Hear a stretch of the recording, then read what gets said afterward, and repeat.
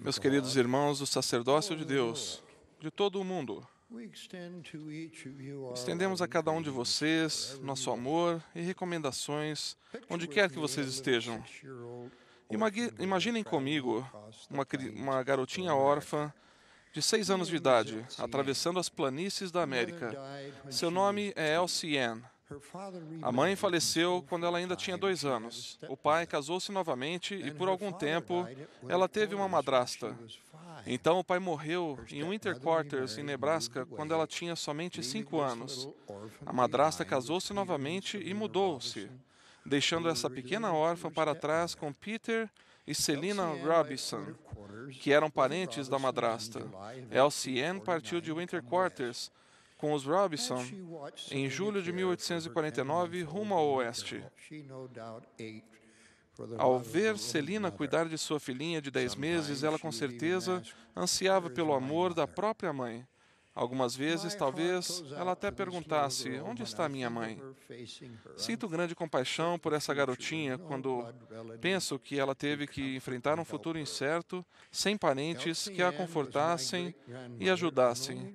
Elsie Ann foi minha bisavó, e só recentemente descobrimos quem realmente foi a mãe dela.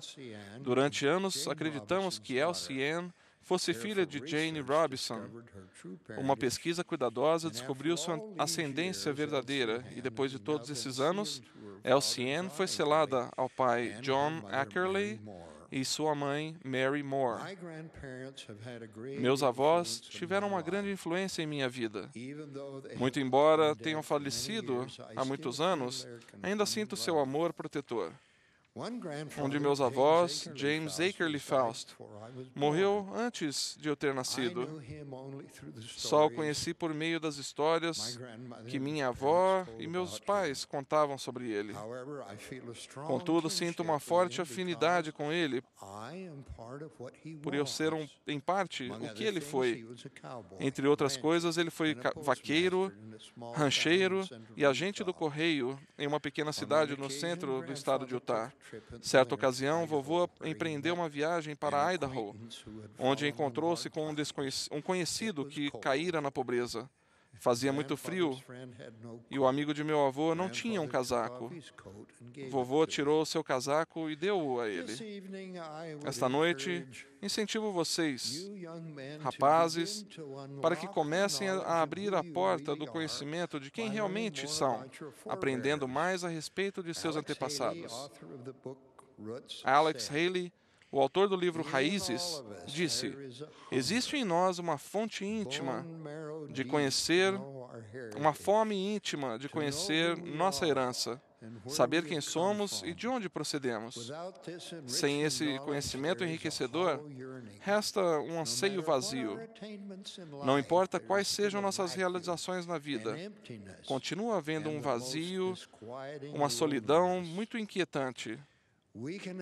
Podemos ter experiências emocionantes à medida que aprendemos a respeito dos nossos antepassados dinâmicos e enérgicos. Eles eram pessoas reais, com problemas, esperanças e sonhos, da mesma forma que nós hoje.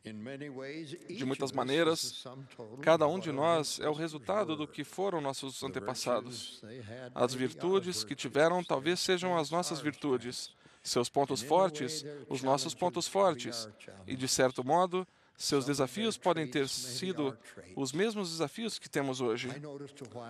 Algumas de suas características talvez sejam as nossas características. Percebi há pouco tempo que um de meus bisnetos, que está começando a andar, parecia ter um jeito especial de fazê-lo. Minha esposa disse: ele anda do mesmo jeito que você. Agora eu fico pensando: de quem eu herdei essa característica? É uma satisfação familiarizar-nos com antepassados que se foram há tanto tempo. Cada um de nós possui uma história familiar fascinante. Descobrir nossos antepassados pode tornar-se um dos enigmas mais interessantes que vocês, rapazes, podem resolver. Cada um tem que iniciar esse trabalho por algum lugar, e ele pode ser realizado tanto por pessoas mais velhas quanto por jovens. Nesse verão, 170 crianças da estaca Gana Lartebiokorshi trabalharam na árvore genealógica de suas 4 gerações durante um programa de 2 horas, sendo que 74 delas completaram e exibiram sua árvore. Como o presidente Boyd K. Packer disse, se você não sabe por onde começar, começa por você mesmo. Se não sabe que registros juntar e onde encontrá-los, comece com o que você tem. Vocês aprenderão sobre o fenômeno que vocês são. Isso pode ser mais fascinante do que qualquer filme que venham assistir ou qualquer jogo de computador. Vocês precisarão descobrir quem eram seus avós e bisavós e que tipo de ordenanças no templo foram realizadas por eles. Caso não saibam como obter essas informações, perguntem às pessoas em sua ala que saibam como obtê-las. Perguntem aos membros da família o que eles sabem a respeito de seus parentes. Verifiquem registros que estiverem à mão, tais como bíblias de família, para encontrar mais detalhes a respeito de seus antepassados. Depois poderão pesquisar em outras fontes, tais como registros vitais, registros de igrejas, recenseamentos e registros familiares. Se tiverem um computador disponível, podem colocar sua habilidade com computadores em prática e acessar o website da igreja, familysearch.org. História da família vem tornando-se uma atividade sofisticada em que os computadores nos fornecem amplos recursos para sua pesquisa. Vocês podem acessar facilmente uma enorme compilação de registros de histórias da família, utilizando a internet em sua casa ou no centro de história da família mais próximo. Os centros da história da família estão agora disponíveis em 88 países. Eles são parte de um sistema inigualável de manutenção de registros que ajuda a preservar a herança de famílias em todo o mundo. Na Biblioteca de História da Família de Salt Lake City, os usuários correspondem-se constantemente e enviam informações a respeito de histórias de sua própria família. Certa pessoa escreveu: "Estamos enviando para vocês 5 crianças em envelopes separados." A grande obra de prover as ordenanças salvadoras para nossos predecessores é uma parte vital da missão tríplice da Igreja. Temos um propósito ao realizarmos esse trabalho, que é redimir os nossos antepassados. O trabalho do templo é essencial para nós e para nossos parentes falecidos, que estão esperando que essas ordenanças salvadoras sejam realizadas por eles. É essencial, porque nós, sem eles, não podemos ser aperfeiçoados, nem podem eles, sem nós, ser aperfeiçoados. Eles precisam das ordenanças salvadoras e nós precisamos ser selados a eles. Por essa razão é importante que tracemos nossa linhagem familiar, para que ninguém seja esquecido. Pesquisar nossos antepassados não é apenas um passatempo. É uma responsabilidade fundamental de todos os membros da Igreja. Cremos que a vida continua após a morte e que todos ressuscitaremos.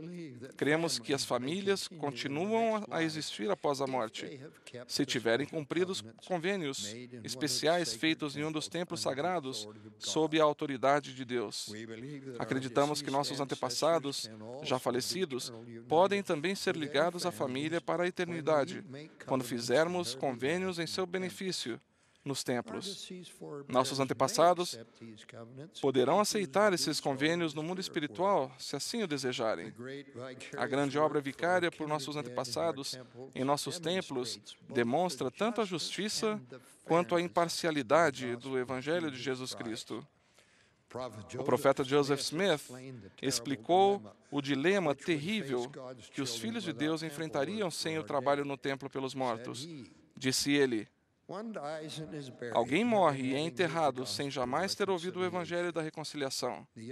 Outra pessoa recebe a mensagem de salvação, ouve-a e aceita-a, o que a torna herdeira da vida eterna. Deveria um deles tornar-se participante da glória e o outro condenação à perdição sem esperança? Não existe uma maneira de escapar disso? Felizmente, Felizmente, nossos antepassados terão a oportunidade de receber e aceitar as ordenanças salvadoras feitas por eles por meio de um procurador. Fazemos por eles o que eles não podem fazer por conta própria. É uma experiência muito reconfortante. Na grande visão do templo de Kirtland, Elias, o profeta, apareceu ao profeta Joseph Smith e a Oliver Cowdery, entregando as chaves do trabalho no templo e o poder selador nas mãos de Joseph Smith. Isso cumpriu a profecia de Malaquias, que Elias seria enviado para voltar o coração dos pais para os filhos e os filhos para os pais, a fim de que a terra toda não seja ferida com uma maldição. Então, o que isso significa? Voltar nosso coração a nossos pais é buscar os nomes dos nossos antepassados e realizar as ordenanças salvadoras no templo por eles. Isso criará uma corrente contínua entre nós e nossos antecessores, até finalmente chegarmos ao pai Adão e à mãe Eva. O coração de um menino de 11 anos de idade voltou-se para os pais durante uma noite familiar, quando cada criança montou seu livro de recordações pessoal. O pequeno Jeff queria ir junto com a mãe aos arquivos nacionais em Washington, D.C. Ela temia que ele atrapalhasse os pesquisadores que lá estavam, mas ele persistiu e ela acabou deixando que ele fosse junto. Depois de 4 horas pesquisando, ele exclamou: "Mamãe, encontrei o vovô." De fato, ele encontrara seu tetravô. Contudo, nem sempre as coisas acontecem dessa maneira. Em uma carta ao Departamento de História da Família, alguém escreveu: "Perdemos nossa avó. Poderia enviar-nos uma cópia?"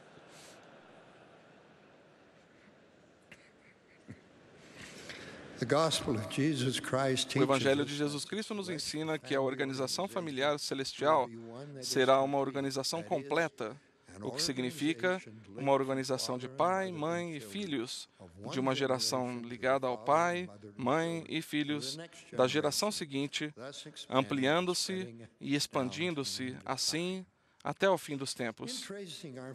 Ao rastrearmos os nomes de nossa família, os encontramos escritos de formas diferentes, dependendo da fonte.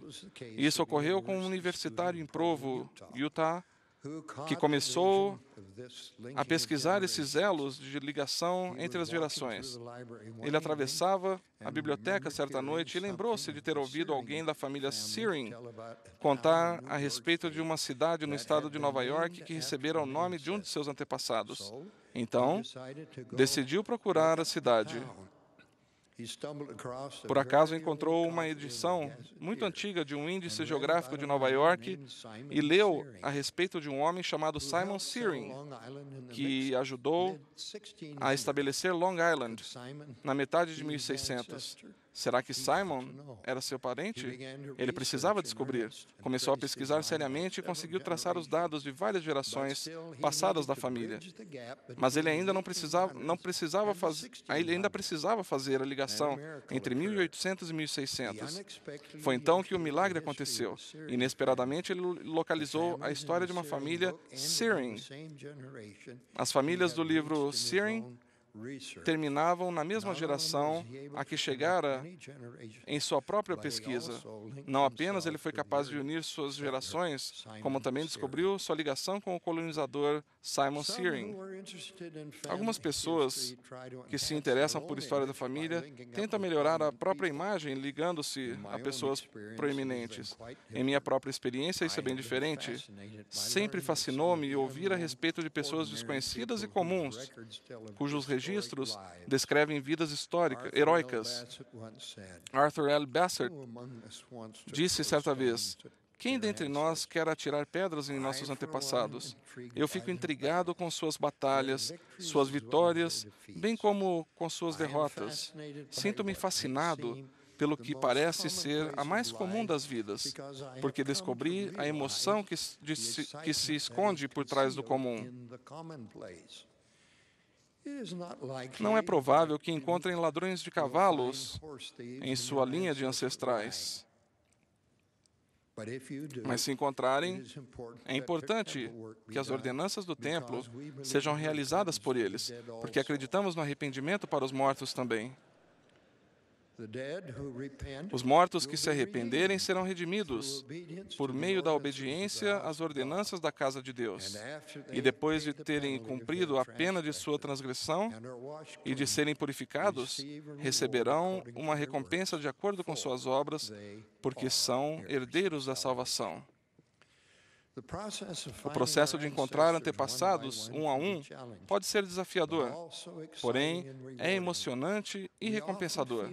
Sentimos uma orientação espiritual com frequência ao buscarmos as fontes que os identificarão. Por ser um trabalho muito espiritual, podemos esperar ajuda vinda do outro lado do véu. Sentimos a influência daqueles que esperam que os encontremos para que as ordenanças a seu favor sejam realizadas. Este é um serviço cristão, porque estamos fazendo algo por eles que eles não podem realizar por si mesmos.